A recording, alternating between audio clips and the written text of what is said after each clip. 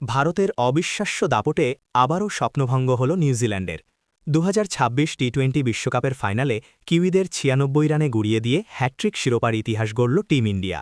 আহমেদাবাদের নরেন্দ্র মোদী স্টেডিয়ামে টসে হেরে আগে ব্যাটিংয়ে নেমে সঞ্জু স্যামসনের বিধ্বংসী ৮৯, অভিষেক শর্মার ৫২ এবং ঈশান কিষানের ৫৪ রানের ওপর ভর করে ২৫৫ রানের পাহাড় গড়ে ভারত, যা টি-২০ বিশ্বকাপ ফাইনালের ইতিহাসে সর্বোচ্চ দলীয় সংগ্রহ।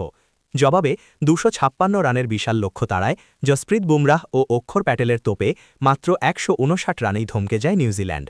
কিউইদের হয়ে টিম সাইফার্ট লড়াই করার চেষ্টা করলেও ভারতের বোলিং ইউনিটের সামনে তা যথেষ্ট ছিল না। এই জয়ের মাধ্যমে প্রথম দল হিসেবে ঘরের মাঠে শিরোপা জেতা এবং টানা দুবার ট্রফি ধরে রাখার অনন্য রেকর্ড গড়ল সূর্যকুমার যাদবের দল।